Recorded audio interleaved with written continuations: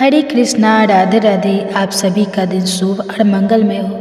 आज माघ मास का 21वां दिन है और आज दिनांक है 3 फरवरी सोमवार और आज बसंत पंचमी भी है।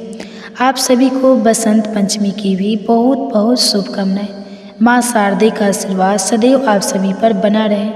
आज भी माघ मास महात्म की कथा सुनाने से पहले आपको सुनाते हैं राजा अस्कर की कहानी। लोगों को अक्सर भ्रम होता है कि भगवान का भजन तो केवल संत या बनकर ही किया जा सकता है, घर त्याग कर किया जा सकता है, लेकिन ऐसा नहीं है। बड़े बड़े चक्रवर्ती सम्राट भी काफ़ी महान संत हुए हैं और यह नहीं सोचना चाहिए कि हम गृहस्थ हैं तो फिर भला हम भगवान को कैसे प्राप्त कर सकते हैं। आप तो केवल प्रभु के हो जाइए और अपने मन, वचन और कर्म से उनको अपना स्वामी मान लीजिए। फिर आप देखिएगा कि उनके जैसा प्यार करने वाला और कोई भी नहीं है। आस्करण जी पृथ्वीराज जी के पौत्र और भीम सिंह जी के पुत्र थे। उनके ठाकुर का नाम था श्री राधा मोहन जी। यह आठों पहर अपने ठाकुर जी की सेवा में लगे रहते थे। श्री राधा मोहन जी आस्कर जी के आराध्य देव थे और हमेशा उनकी सेवा में मग्न रहते थे। कान्हा जी के जो भक्त हैं, जिन्होंने दीक्षा ले रखी है, वह भक्त तो जानते ही होंगे कि 7 ठाकुर जी हैं। अब यह 7 ठाकुर जी कौन है? अगर आप इस बारे में जानना चाहते हैं तो कमेंट्स करके ज़रूर बताइएगा, ताकि मैं आपको इन 7 ठाकुर जी की कथाएं सुनाने का भी प्रयास कर सकूं। तो श्री राधा मोहन जी आस्कर जी के आराध्य देव थे और हमेशा उनकी सेवा में मग्न रहते थे। आस्करन जी ने एक चौकीदार को पूजा घर के बाहर सेवा में लगाया हुआ था और उसे आदेश दिया था कि कोई उनकी सेवा में विपेक्ष ना डाल पाए, अवरोध ना पैदा करें, क्योंकि उनका रोजाना 10 घड़ी यानी 4 घंटे ठाकुर जी की सेवा करने का नियम था। जितनी देर वह ठाकुर जी की सेवा करेंगे उतनी देर ना कोई उनको रोके, ना टोके, ना आवाज़ लगाए। बस उन्हें उतनी देर तक ठाकुर जी की सेवा ही करनी होती थी। अब दिल्ली का बादशाह एक बार किसी काम से आस्कर जी के राज्य में आया और कहा कि मुझे तुरंत उसे मिलवाया जाए। अब उससे प्रार्थना की गई कि महाराज, यह तो असंभव है, हम तो आपको तुरंत उनसे नहीं मिलवा सकेंगे। कारण यह है कि समय आसक जी अपने ठाकुर जी की सेवा में है और उनका आदेश है कि 4 घंटे तक कोई उनकी सेवा में बाधा ना डाले। बादशाह ने आसक जी को सूचना देने के लिए बार बार आदेश किया, पर किसी भी सेवक ने बादशाह की आज्ञा नहीं मानी। अब बादशाह को इस बात से बड़ा क्रोध हुआ। उसे क्रोध में भी आया और उसने इसे अपना समझकर अपमान समझा। तब उसने तुरंत अपने सेनापति को आदेश दिया कि उन सबको दंड दिया जाए और आसक जी को बंदी बनाकर बादशाह के सामने लाया जाए। उन्हें बताया गया कि आसक जी को 4 घंटे तक कोई सूचना नहीं पहुंचाएगा। अब तो पूरे नगर में बड़ी घबराहट फैल गई। आसक जी ना तो शिकार खेलते थे, ना किसी को दंड देते थे। वह तो केवल और केवल भागवत सेवा, नाम जप और नाम कीर्तन ही किया करते थे और इन सब के बाद भी पूरे नगर को सारी सुविधाएं मिलती थी। सबके घर पर ठाकुर सेवा विराजमान थी और सबके घर पर नाम कीर्तन किया जाता था। जिसको जिस चीज़ की जरूरत होती वह राज दरबार से उसे ले सकता था। अब बादशाह के इस आदेश से हड़कंप मच गया। बादशाह बोला, मेरा आखिरी हुक्म है कि आस्कर जी को हाजिर किया जाए, नहीं तो हम पूरी सेना से विध्वंस मचा देंगे और नारगढ़ घाट को नष्ट कर देंगे। जो प्रधान सेना नायक था उसने हाथ छोड़कर बादशाह से कहा कि बादशाह, आप समझिए, हम आपके सेवक हैं, आपसे लड़ कैसे सकते हैं। आप तो बादशाह हैं, पर मेरी प्रार्थना है कि आप अकेले जाकर देख तो लीजिए कि आस्करन जी सेवा में लगे हुए हैं। हम उन्हें सूचना नहीं दे सकते, पर आप तो बादशाह हैं, आपको रोक भी नहीं सकते। एक काम कीजिए कि आप खुद जाकर बात कर लीजिए। बादशाह को लगा कि बात सही है, क्योंकि यह हमारे ही अनुकूल राज है, कोई दुश्मन तो है नहीं। तो बादशाह ने स्वयं अंदर जाकर देखा तो आस्कर जी की सारी सेवा हो चुकी थी। आस्कर जी भागवत सेवा करके नियम पूर्वक ठाकुर जी को साष्टांग दंडवत कर रहे थे। उन्हें यह पता चल गया कि कोई आया है, पर उन्होंने ना तो नज़र उठाई ना बात की और ही रुके। वह ठाकुर जी के प्रति जो भी उनके कर्तव्य थे, जो सेवा पूजा थी, वह करते रहे। वे निरंतर साष्टांग दंडवत करते रहे। बादशाह खड़ा देखता रहा कि यह ना तो मेरी तरफ देख रहे हैं ना बोल रहे हैं। खड़े खड़े बादशाह को बहुत देर हो गई। अब पद का तो बहुत अभिमान होता है। बादशाह ने म्यान से तलवार निकाली और उनके पैर पर मारकर उनकी एड़ी काट दी। लेकिन आस्क जी ने ना तो दंडवत रोका न बादशाह को मुड़कर ही देखा। उनके पैर से खून की धार बहने लगी, लेकिन उन्हें एक आह भी नहीं भरी और ना ही वे रुके। वैसे ही खड़े हुए और फिर साष्टांग दंडवत करने लगे। आस्करन जी खून से लथपथ हो रहे थे, लेकिन कोई कष्ट का अनुभव नहीं दिखा रहे थे। एड़ी कट जाने का दुख उनके चेहरे पर कहीं से कहीं तक झलक ही नहीं रहा था। अब तो बादशाह का धैर्य टूट गया। वह सोचने लगा, यह तो अपराध बन गया। यह कोई नाटक नहीं कर रहे, यह तो सच में महान भागवत है। और जो पद का अभिमानी होता है वह नहीं जानता कि भक्ति क्या होती है, भक्ति का स्वरूप क्या होता है और भक्तों की निष्ठा क्या होती है। अब आस्क जी ने पूरी दंडवत की और ठाकुर जी की प्रार्थना कर उन्हें मध्याह्न विश्राम भी करा दिया। तब तक उनके पैर से खून बह ही रहा था। अब उन्होंने पीछे मुड़कर बादशाह को देखा, लेकिन उन्हें बिल्कुल भी क्रोध नहीं आया कि बादशाह ने उनकी एड़ी काट दी है। राजा ने देखा कि मेरे अपराध का इनके ऊपर कोई भी प्रभाव नहीं पड़ा। अब आस्कर जी के धैर्यशील और अपने इष्ट के प्रति निष्ठा देखकर बादशाह रीझ गया, बहुत प्रसन्न हुआ और उसने कहा, आज मेरे नेत्र सफल हो गए कि मैंने ऐसा निष्ठिन भाव भक्त देखा। ना तो तुम्हारी भूकुटी पर कोई रोष है, ना तुम्हें कोई पीड़ा हो रही है और ना कोई थकावट ही दिख रही है। मैं आपसे बात करना चाहता हूँ। यह सामर्थ्य आप में आई कहाँ से कि अपने एड़ी कटने और खून निकलने के बाद भी अपनी निष्ठा नहीं छोड़ी। बादशाह ने जब बैठकर आस्कर जी के संग भक्ति के विषय में बात की तो उसके आंसू निकाला। संत की संगति का यही तो प्रभाव होता है। बादशाह ने अपने कीमती रुमाल निकाला और घुटने देखकर तुरंत अपने हाथ से आस्कर जी के चरणों में पट्टी बांधी। फिर कहा, आपकी भक्ति देखकर आज मैं निहाल हो गया हूँ। प्रभु की मुझ पर बड़ी कृपा है जो मुझे आप जैसे भक्त के निष्ठा के दर्शन हुए। अब बादशाह के अत्यंत प्रसन्न होकर आस्क जी से पूछा कि बताइए मैं आपको कैसे सुख प्रदान करूं। तब उन्होंने उत्तर दिया, मेरी सेवा ही मेरी निष्ठा है। आप जब चाहते हैं तब आदेश दे देते हैं, तो कृपया मुझे अपने आदेश से मुक्त कर दीजिए। बादशाह ने कहा, आज के बाद आपके ऊपर हमारा कोई शास्त्र लागू नहीं रहेगा।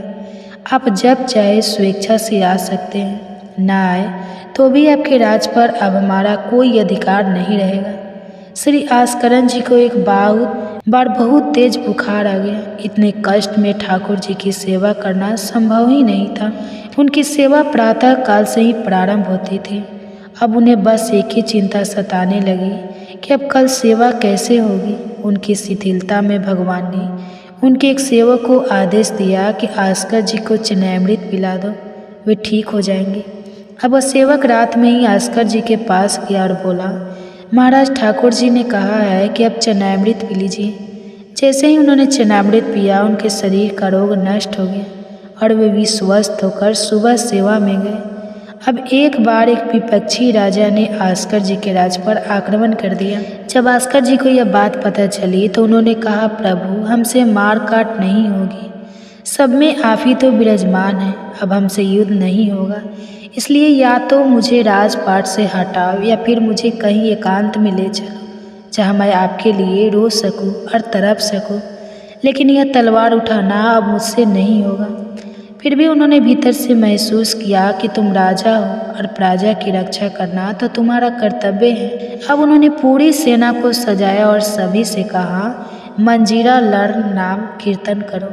अब तो स्वयं भी कीर्तन करने लगे। नाम कीर्तन करते हुए सभी सैनिक युद्ध के लिए चलने लगे। तभी अचानक आकाश में मेघ भर आए और शत्रु पक्ष में बड़े बड़े ओले गिरने लगे। उधर आस्कर जी के पक्ष में जहाँ नाम कीर्तन चल रहा था वहाँ पर बस हल्की हल्की वर्षा होती रही और इतने बड़े बड़े ओले पड़ने से शत्रु भाग गए। शास्त्रों की तो आवश्यकता ही नहीं पड़ी, केवल ढोल मजीरे से ही काम चल गया। अब जब शत्रु पक्ष भाग गया तो विपक्षी राजा आस्कर जी के चरणों में गिरकर बोला, मुझे क्षमा कर दीजिए। मुझे नहीं पता था कि आप इस कोटि के महाभागवत हैं। तो यह है अनन्य भक्ति का प्रताप।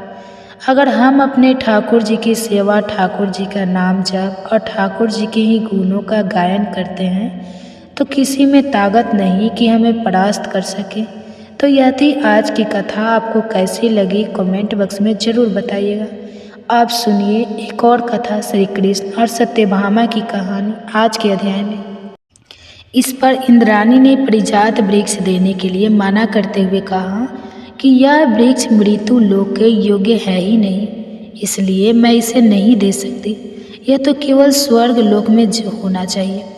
देवराज ने इंद्राणी को याद दिलाया कि वह सर्वप्रथम प्रभु है जिन्होंने अभी भूमा असुर को मार गिराया है, जिस पर देवताओं का कोई प्रभाव नहीं पड़ रहा था। लेकिन रानी भी हट करने लगी और वह पारिजात का वृक्ष देने के लिए तैयार ही नहीं हुए। कुछ देवतागण भी उनके पक्ष में आकर भगवान का विरोध करने लगे, यहाँ तक कि वह भगवान से युद्ध करने के लिए भी तैयार हो गए और उन्होंने प्रभु को कुछ कठोर शब्द भी कहे। उनका कहना था कि मृत्यु लोक में देवलोक का वह वृक्ष नहीं जाएगा। तब प्रभु ने कहा, इन्हें मेरी द्वारिकापुरी मृत्यु लोक नजर आती है। अभी तक तो आप सभी, अगर भौमासुर का वध ना होता तो तुम्हारे हाथ में तो स्वर्ग भी नहीं रहता और तुम मांगने पर अब एक वृक्ष भी नहीं दे रहे हो। श्री कृष्ण ने गरुड़ जी को पारिजात वृक्ष को उखाड़ने की आज्ञा दी। आज्ञा पाते ही गरुड़ जी ने वृक्ष को बड़ी आसानी से अपनी चोंच से उखाड़ और अपनी पीठ पर रख लिया। भगवान ने गरुड़ जी को उन अहंकार ग्रस्त देवताओं को थोड़ी लीला दिखाने का संकेत किया। गरुड़ जी ने केवल एक पंख से प्रहार किया तो सहस्त्र देवता मूर्छ होकर गिर गए।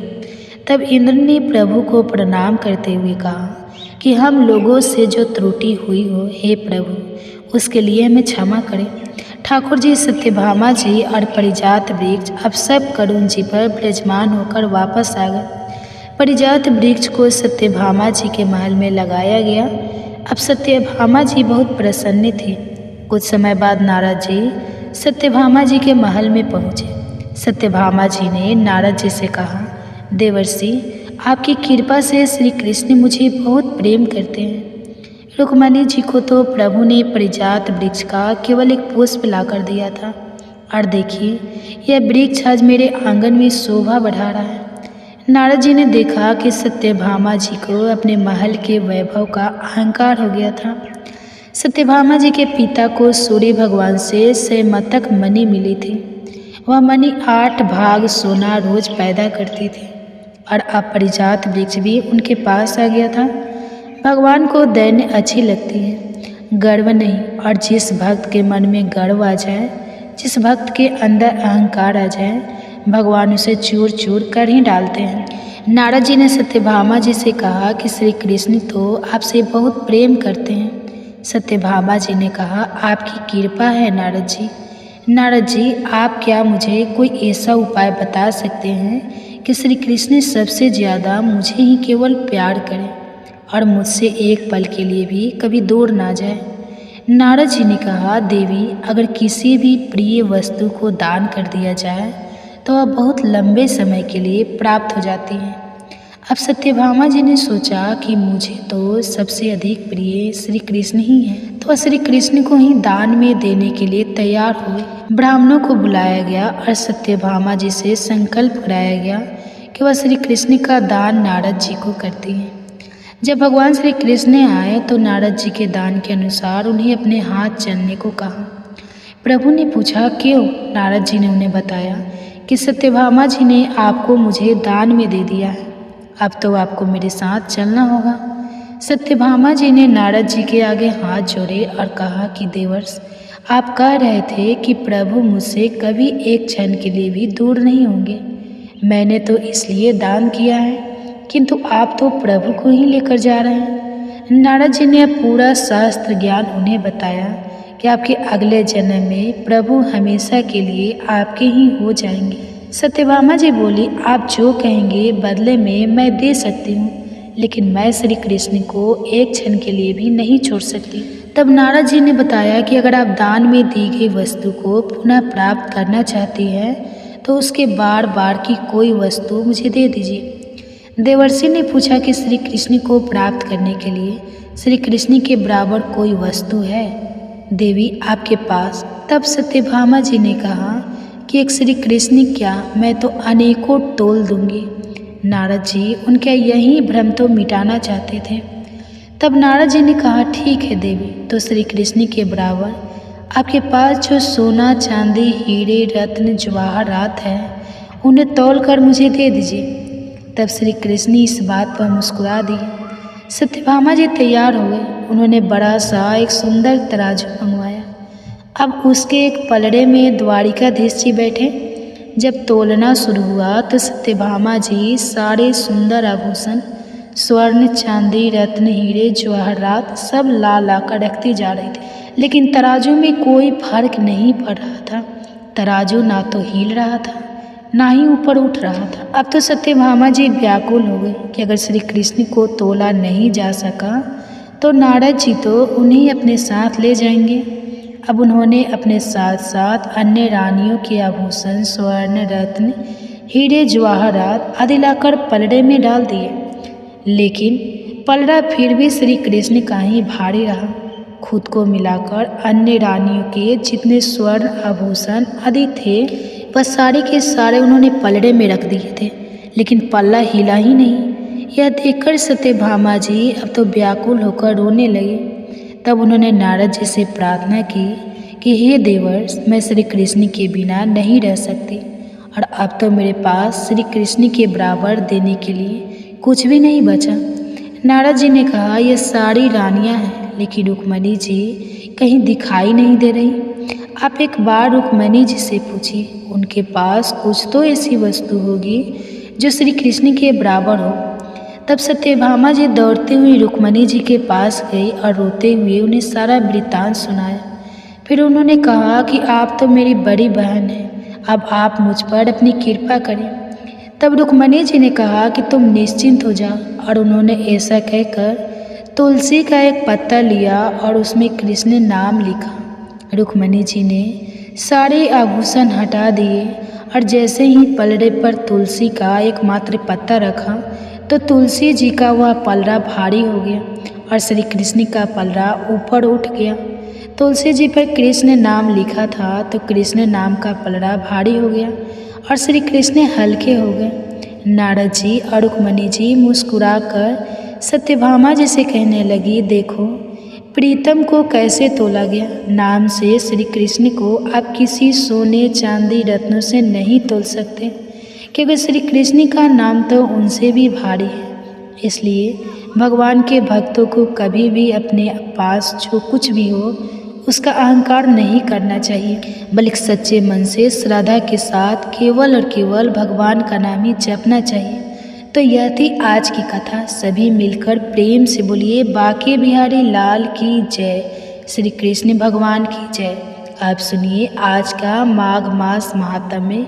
इससे पहले के अध्याय में आपने गाय बछड़े और व्याघ्र की कथा सुनी थी। श्री सूत जी कहने लगे, हे महर्षि, हरे कृष्णा, राधे राधे, आप सभी का दिन शुभ और मंगलमय हो। इससे पहले की सभी कथाएं सुनने के लिए आप सबका बहुत बहुत आभार। आज माघ मास का 20वां दिन है और आज दिनांक है 2 फरवरी रविवार। आज मास महात्म्य सुनाने से पहले आपको सुनाते हैं भगवान श्री कृष्ण और सत्यभामा जी की एक बहुत ही अद्भुत और रोचक कथा। एक बार की बात है, देवर्ष नारद जी देवराज इंद्र के यहाँ से द्वारिकापुरी जा रहे थे। नारद जी देवराज जी के वहाँ से परिजात वृक्ष का एक पुष्प लेकर आए थे और उन्होंने वह पुष्प द्वारिकाधीश जी को अर्पित किया। वह सुंदर पुष्प ठाकुर जी ने रुक्मणी जी को दे दिया। नारद जी हमेशा वही कार्य करते हैं जो भगवान के मन में होता है और वे वही लीला करते हैं जिससे भगवत नाम रूप और महिमा का अद्भुत रूप प्रकाशित हो। द्वारिकाधीश जी को पुष्प अर्पित करने के बाद नारद जी सत्यभामा जी के महल में गए। नारद जी ने सत्यभामा जी से पूछा कि क्या स्वर्ग का परिजात पुष्प उन्हें मिला। तब सत्यभामा जी को इस विषय में कोई जानकारी थी ही नहीं।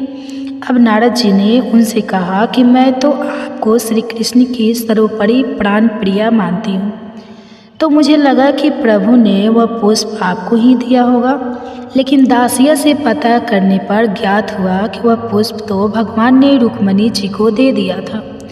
नारद जी ने कहा, इसका मतलब श्री कृष्ण रुक्मिणी जी से ज़्यादा प्रेम करते हैं।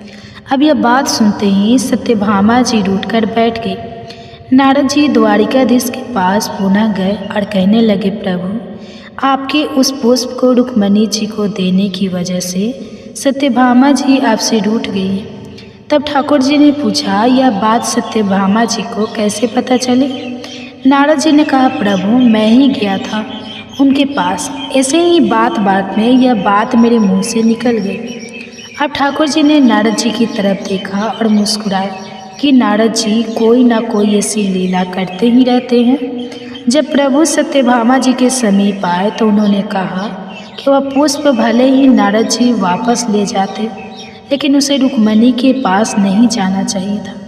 ठाकुर जी ने सत्यभामा जी को मानते हुए कहा कि चिंता मत करो, मैं वास्तव में तुमसे ज़्यादा प्रेम करता हूँ। रुक्मिणी जी को तो मैंने केवल पुष्प दिया है, तुम्हारे लिए तो मैं वह परिजात वृक्ष लाकर ही तुम्हारे आंगन में लगा दूंगा।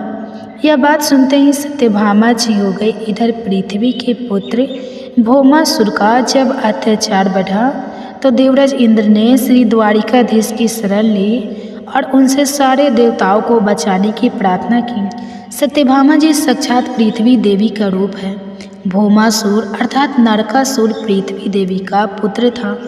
पृथ्वी देवी ने भगवान से वरदान मांगा था कि मेरे पुत्र को मेरे कहे बिना आप कभी नहीं मारेंगे। इसलिए सत्यभामा जी की आज्ञा के बिना भौमासुर का वध नहीं किया जा सकता था। इसी वरदान के कारण भौमासुर अत्यंत अत्याचारी बन गया था और कोई देवतागण उसे मार नहीं पा रहे थे। जब श्री कृष्ण भौमासुर से लड़ने के लिए निकले तो उन्होंने सत्यभामा जी को बताया कि भौमासुर का आतंक बहुत बढ़ गया है, इसलिए आप ही मेरे साथ चले। भौमासुर ने सत्यभामा जी के सामने प्रभु पर शस्त्रों की वर्षा कर दी। श्री कृष्ण प्रेम में पगी हुई सत्यभामा जी यह भूल गई कि भौमासुर पृथ्वी के अंश से ही प्रकट हुआ था। उन्होंने श्री कृष्ण से अनुरोध किया, हे नाथ, इसे शीघ्र मार दीजिए। प्रभु सत्यभामा जी का वरदान पूरा करने के लिए ही रुके हुए थे और फिर उनके कहते ही प्रभु ने भौमासुर को मार गिराया, उसका वध कर दिया। अब भौमासुर को मारने पर देवलोक में देवराज इंद्र ने देवताओं सहित भगवान की बड़ी स्तुति पूजा की। तब प्रभु ने इंद्र को परिजात वृक्ष देने के लिए कहा, क्योंकि सत्यभामा जी उसे अपने आंगन में लगाना चाहती थी। श्री सूत जी कहते हैं, पूर्व काल में एक सवाऊ कुल को आनंदित करने वाले रुद्रसेन नाम से प्रसिद्ध एक राजा थे।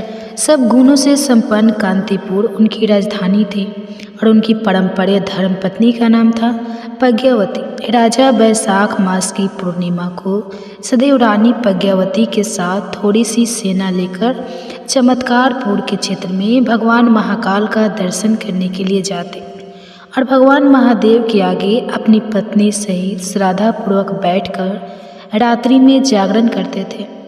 उपवास करके महादेव जी का चिंतन करते हुए रात बिताते थे। फिर प्रातः काल उठकर स्नान करके धुले हुए वस्त्र पहनकर पवित्र होकर ब्राह्मणों और तपस्वी जनों को दान किया करते थे। साथ ही अन्य सहस्त्र दिनों अंधों और कंगालों अभिभूत होने लगा और शत्रु अपने आप ही नष्ट होने लगे।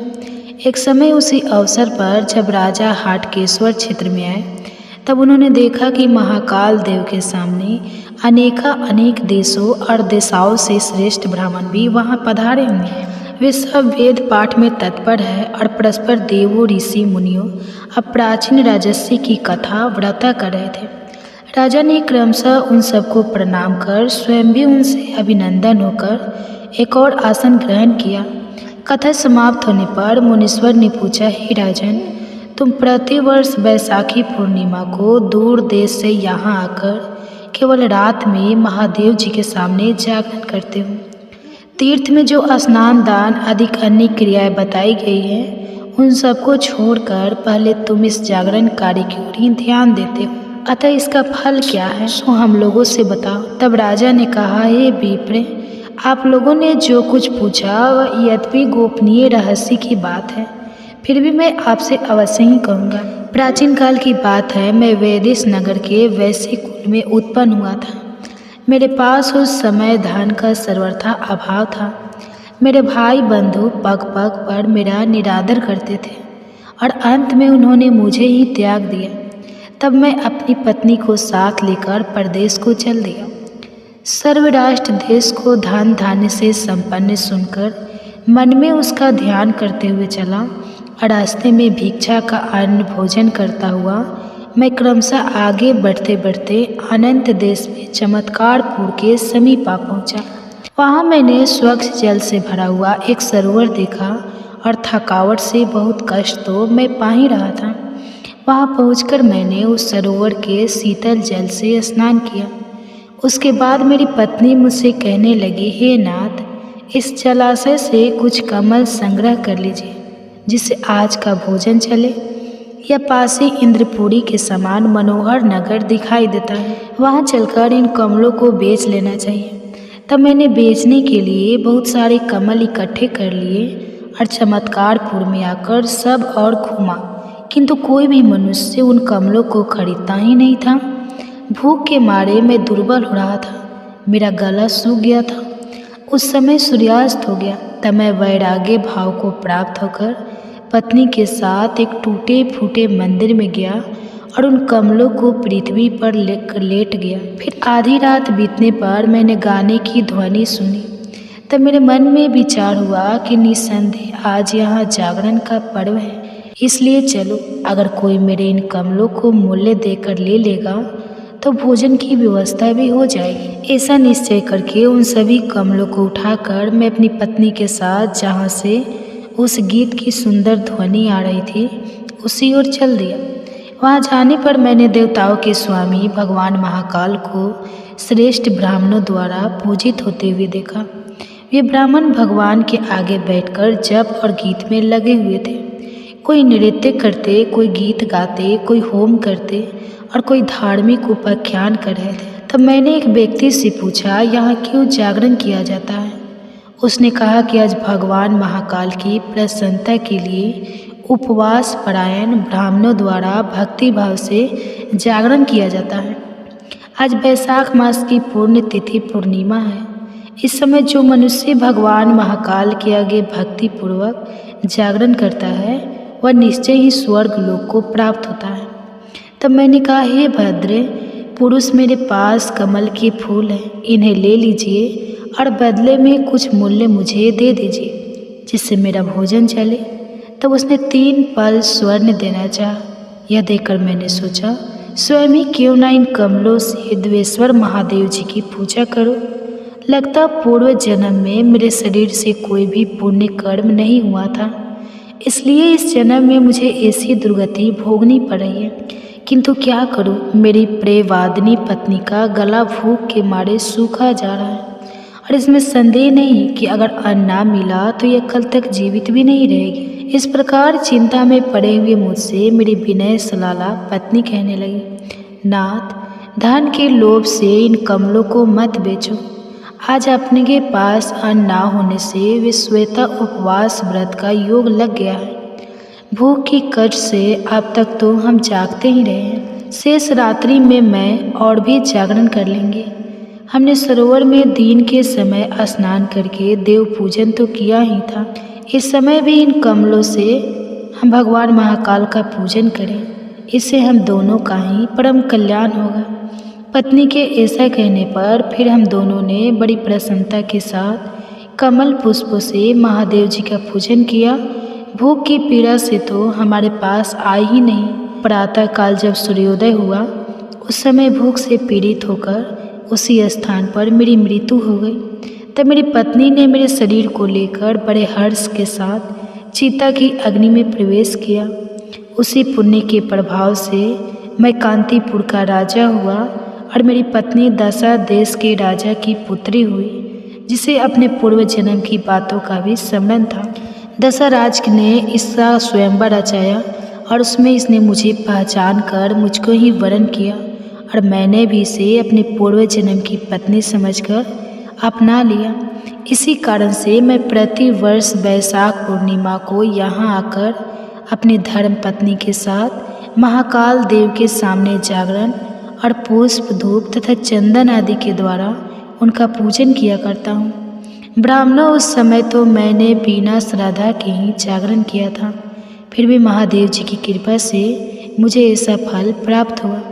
अब मैं जो श्रद्धापूर्वक शास्त्रोक्त विधि से जागरण कर रहा हूँ, इसका फल भगवान मुझे कितना उत्तम देंगे, यह तो मैं खुद भी नहीं जानता। यह सुनकर वहाँ आए हुए श्रेष्ठ ब्राह्मणों ने राजा को अनेक बार साधुवाद किया और इस प्रकार कहने लगे, हे राजन, आपने ठीक कहा है। भगवान महाकाल की कृपा से इस धरती पर कोई भी वस्तु दुर्लभ नहीं, इसलिए हम भी प्रतिवर्ष श्रद्धा से यहाँ रात्रि जागरण किया करेंगे। उसके बाद राजा और उन ब्राह्मणों ने बड़े हर्ष के साथ गीत वाद नृत्य धर्म कथा आदि कार्यों को करते हुए महाकाल जी के समीप रात भर जागरण किया। प्रातःकाल उठकर राजा ने महाकाल का पूजन किया और उन सब ब्राह्मणों से आज्ञा लेकर सेना सहित अपनी पुरी को प्रस्थान किया। फिर समय अनुसार शरीर का अंत होने पर उन्होंने जरा और मृत्यु से रहित परम पद को प्राप्त कर लिया।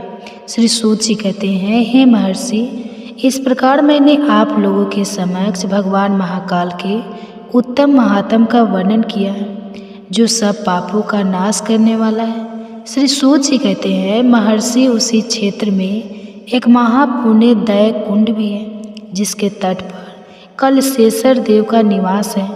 उनका दर्शन करने से मनुष्य सभी पापों से मुक्त हो जाता है। प्राचीन काल में कलश नाम से प्रसिद्ध एक वंशी राजा हुए। वे विधि पूर्वक यज्ञ करने वाले और सभी लोगों के हित में तत्पर थे। एक समय महर्षि दुर्वासा के श्राप से उन्हें व्याग होना पड़ा। बाघ रूप में वन में रहते हुए बहुत से ब्राह्मणों को मारकर खा जाया करते हैं। तो इस प्रकार इसके आगे क्या हुआ वो हम जानेंगे इसी माघ मास के अध्याय कल में। इसीलिए आज आप सुनिए भगवान और एक भक्त की सच्ची कहानी। भक्त थे भक्त रामदास जी, जो गोदावरी के किनारे कनकावती नाम की नगरी में रहा करते थे। वह अत्यंत दैन्य और गरीब थे। इतने गरीब थे कि उनके पास ठीक से पहनने के लिए वस्त्र भी नहीं थे। वह हर रोज का रोज कमाकर अपने परिवार का पेट पाला करते। वे बेशक गरीब थे, लेकिन आए हुए अतिथि का सत्कार अवश्य करते। उन्हें सत्संग से बड़ा प्यार था और वह केवल भगवान पर आश्रित थे। उनके पास और कोई संपत्ति नहीं थी। वह दूसरों के फटे पुराने जूते ठीक करने का काम किया करते, यानी कि वह एक थे और वह सत्संग में सबसे पीछे जाकर बैठा करते। जो बात समझ में आई तो आई, नहीं तो बस सुनते रहते, और जब भगवान के नाम का कीर्तन होता तो नाचने लगते। एकांत में वह कभी कभी हृदय से पुकार उठते, हे हरि, मैं जैसो तैसो तेरे, इसके अलावा उन्हें और कुछ भी नहीं आता था। वह एकदम भोले भाले भक्त थे ठाकुर जी के, और यह पंक्ति के हे हरि मैं जैसे तैसे तेरे उनको इतनी अच्छी लगी कि वह निरंतर इस पंक्ति को गुनगुनाते रहते। इससे उन्होंने प्रभु से संबंध बना लिया और उनका मन पवित्र हो गया। कभी कभी वह आंसू बहाते और इस पंक्ति को गुनगुनाया करते। एक दिन एक चोरी की मंडली किसी धनी के यहाँ चोरी करके आई। उन्हें वहाँ शालिग्राम भगवान एक स्वर्ण के सिंहासन पर विराजमान मिले। अब सिंहासन तो उन्होंने बेच दिया और सोचने लगे कि यह काला पत्थर भला हमारे किस काम आएगा। उन्होंने देखा कि रामदास जी एक पत्थर पर अपने औजारों की धार तेज कर रहे थे। वे चोर उनके पास आए और कहने लगे कि अगर तुम हमें नए जूते दे दो तो हम तुम्हें ये चिकना पत्थर दे देंगे, यह तुम्हारे औजार घिसने के काम आएगा। तब रामदास जी ने चोरों से शालिग्राम जी को ले लिया। उन्होंने जब चिकने पत्थर में अपने औजारे घिसे तो उनकी बढ़िया तेज धार हुए। उन्होंने सोचा कि चलो जूते के बदले में आज अच्छा पत्थर मिल गया। अब वह उसी पत्थर से औजार घिसते और कभी कभी आंसू बहाते और कहते, हे हरि मैं जैसो तैसो तेरो। उनके आंसू अब शालिग्राम जी पर गिरा करते। अब जब जोर से घिसना होता तो वे दोनों चरणों के बीच में शालिग्राम जी को फंसा लेते और फिर घिसते शालिग्राम जी को अपने पैरों में के बीच में पकड़कर उनको बड़ा आनंद मिलता। अब भगवान बड़े लीला बिहारी हैं, उन्हें इस बात से कोई भी फर्क नहीं पड़ता था कि आप उनके साथ क्या करते हैं। उन्हें तो फर्क इस बात का पड़ता है कि आप उनकी भक्ति किस प्रकार से कर रहे हैं, उन्हें कितना याद कर रहे हैं, कितना स्मरण कर रहे हैं। अब एक दिन कोई पंडित जी अपने पादुक ठीक कराने वहाँ आए। जब उनकी दृष्टि रामदास जी के काले पत्थर पर गई तो उन्होंने देखा कि वह तो शुभ चिन्हों से युक्त था और उस पर चक्र का चिन्ह भी बना हुआ था। वह समझ गए कि तो साक्षात शालिग्राम जी हैं। ब्राह्मण ने कहा, अरे तुम्हारी बुद्धि मारी गई है, यह तुम क्या कर रहे हो?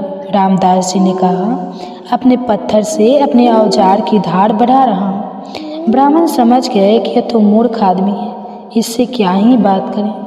तब उन्होंने कहा कि अच्छा भाई, तुम्हें जितने रुपए चाहिए मैं तुम्हें दूंगा, तुम यह पत्थर मुझे दे दो। ब्राह्मण ने सोचा, अब इसे क्या समझा कि स्वयं भगवान है और इसकी क्या समझ में आएगा जब इसकी ऐसी हालत है कि शालिग्राम भगवान को अपने पैरों में रखता है। तब रामदास जी ने कहा, यह पत्थर तो मेरे बहुत काम आया है, लेकिन आपकी इच्छा है तो इसे ले जाइए। मैंने ना तो इसके पैसे दिए थे और ना ही मैं आपसे कोई पैसा लूँगा, आप ले जाइए। इसे ब्राह्मण ये सुनकर बड़े प्रसन्न हुए और शालिग्राम भगवान को लेकर अपने घर को चल पड़े। अब पंडित जी घर आ गए। उन्होंने जल और दूध से शालिग्राम जी का अभिषेक किया, उनको सुंदर सिंहासन पर विराजमान किया, मंत्रों से उनका पूजन किया। अब अच्छे से शालिग्राम जी को पत्थर कर उनकी सेवा पूजा करके वह सोचने लगे कि शालिग्राम भगवान जी तो मेरे इस पूजा पाठ से सेवा से बड़े प्रसन्न होंगे, क्योंकि वहाँ तो वह पैरों में पड़े हुए थे और यहाँ मैं उनको सुख पहुँचा रहा हूँ। पंडित जी की इस प्रकार की सेवा और पूजा से ठाकुर जी संतुष्ट होने की बजाय असंतुष्ट हो गए। पंडित जी पूरे विधि विधान जानते थे पूजा पाठ के, लेकिन उनके हृदय में प्रभु के प्रति अपनापन नहीं था। दास जी को कोई ज्ञान नहीं था, पर उनके हृदय में था कि मैं प्रभु का हूँ और प्रभु मेरे हैं। वह कभी कभी आंसू बहाते तो वह जो आंसू शालिग्राम भगवान के ऊपर गिरते उनसे बड़ा पंडित जी का पंचामृत नहीं था। और जब वह आह भर के पुकारते, हे हरि मैं जैसो तैसो तेरो, तो ठाकुर जी को उसके सामने पंडित जी के वे वेद मंत्र भी अच्छे नहीं लगे। ठाकुर जी ने अब एक दिन स्वप्न में एक वैष्णव का रूप धारण किया और उन ब्राह्मण से कहा कि तुम मुझे रामदास जी के पास वापस पहुंचा दो।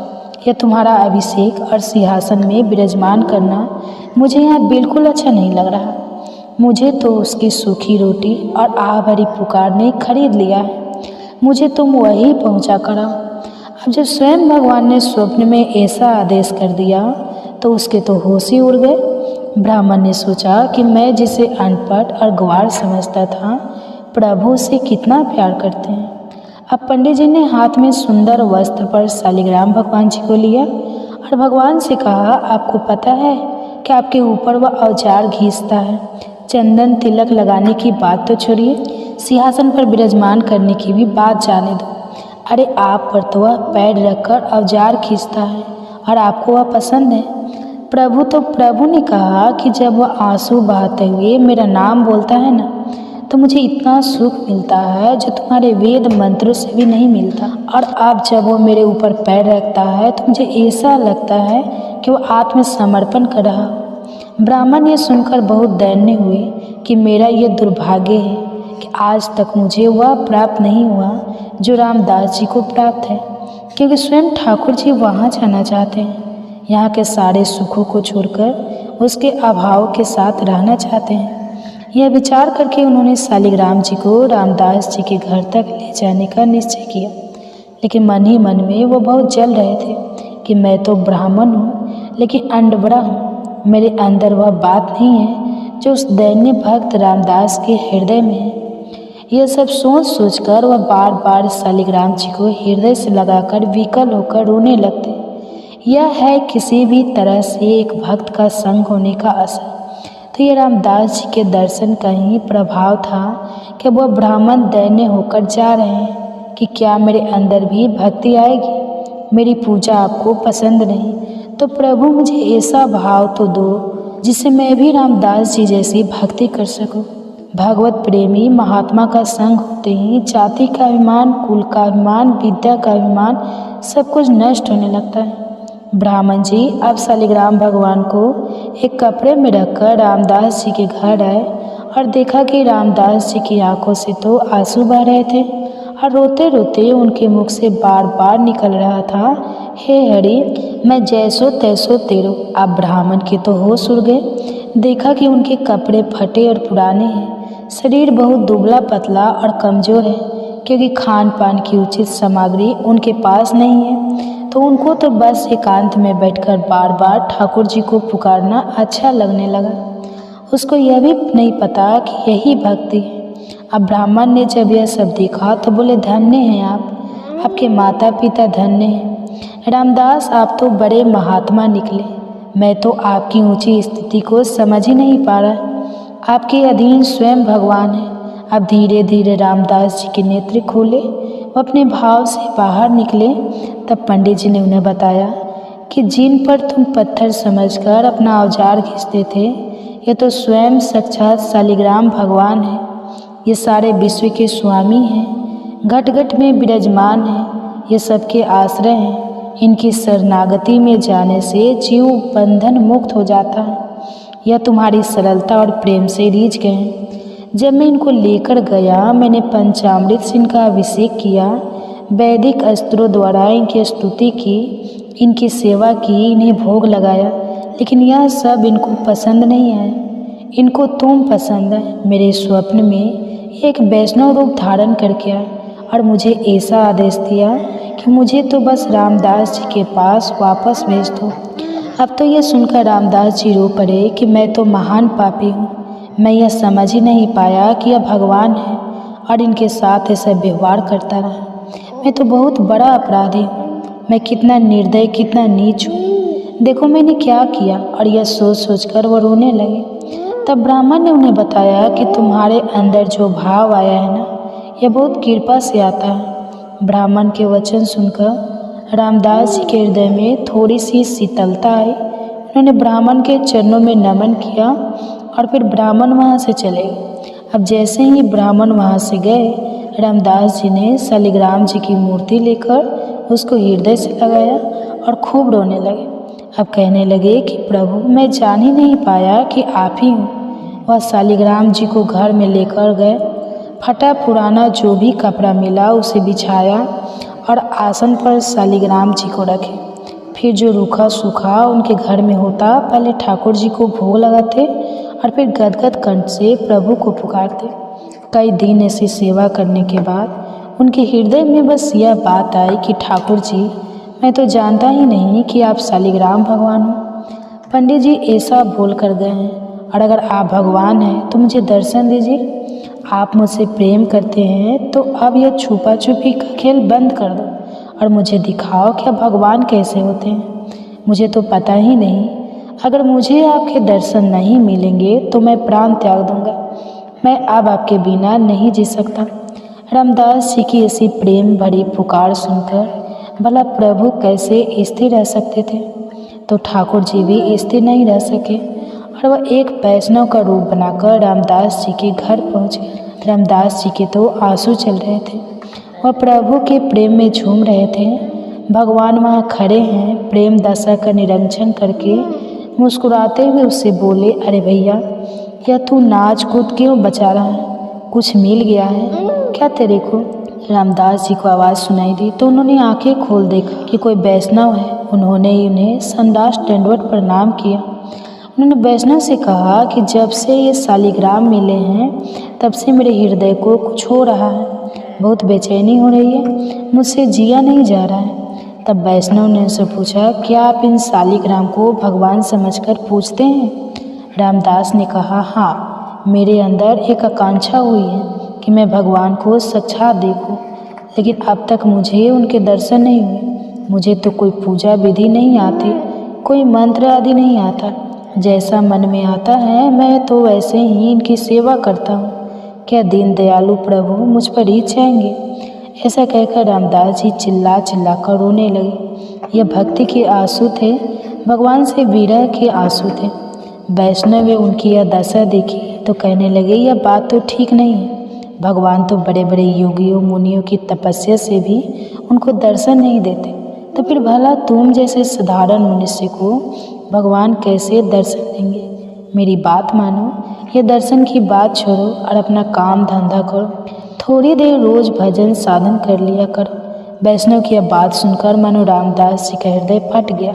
इसके आगे क्या हुआ हम जानेंगे कल के अध्याय में। आप सुनिए।